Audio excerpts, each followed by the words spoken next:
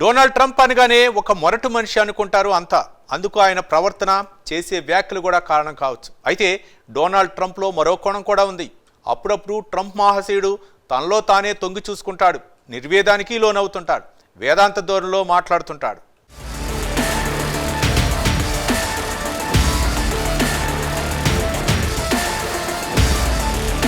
America అధ్యక్షుడు Donald ట్రంప్కు మంచో చెడో ఓ గుర్తింపు ఉంది. చాలా మంది ఆయనను ఓ మొండి ఘటం అనుకుంటారు. తాననుకున్నది సాధించేదాకా నిద్రపోని మనస్తత్వమని అంటారు. అంతేకాదు, ట్రంప్ మహాశయుడు వివాదాలకు కేర్ ఆఫ్ అడ్రస్ లాంటివాడు.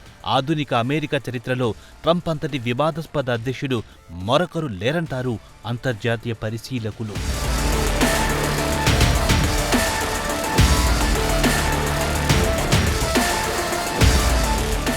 అయితే డొనాల్డ్ ట్రంప్లో ఇప్పటి వరకు ఎవ్వరు చూడని మరో కోణం కూడా ఉంది. తొలిసారి ఆయన నిర్వేదంగా మాట్లాడారు. నిర్వేదమంటే అలా ఇలా కాదు, తాను ఎంతటి ప్రమాదకర పరిస్థితుల్లో ఉన్నానో తెలియజేస్తూ కొన్ని వ్యాఖ్యలు కూడా ట్రంప్ చేశారు. అమెరికా అధ్యక్ష పదవి అంటే అందరనుకున్నట్టు పూలపాన్పు కాదని తెగేసి చెప్పారు డొనాల్డ్ ట్రంప్. అమెరికా అధ్యక్ష పదవిని అనేక ముళ్ళున్న కుర్చీతో ట్రంప్ పోల్చారు. అంతేకాదు, అమెరికా అధ్యక్షుడిగా కొనసాగడం అంటే అనునిత్యం ప్రమాదాలతో ఆడుకోవడమేనన్నారు నిర్వేదంగా.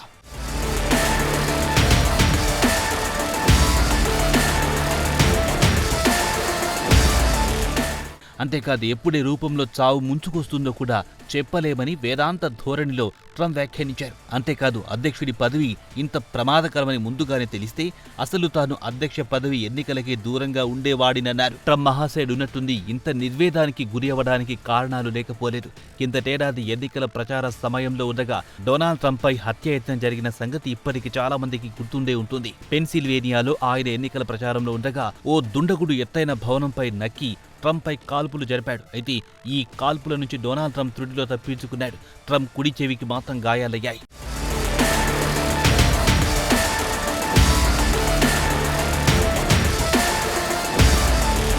ఆ తర్వాత ఫ్లోరిడాలో మరో సంఘటన జరిగింది. వెస్ట్ పామ్ బీచ్లో ట్రంప్ గోల్ఫ్ ఆడుతుండగా ఓ వ్యక్తి తుపాకీతో ఫెన్సింగ్ వద్దకొచ్చాడు. అయితే ఈ దుండగుడిని ట్రంప్ భద్రతా బలగాలు వెంటనే అరెస్ట్ చేశాయి. కాగా ఇటువంటివే మరికొన్ని సంఘటనలు కూడా జరిగాయి.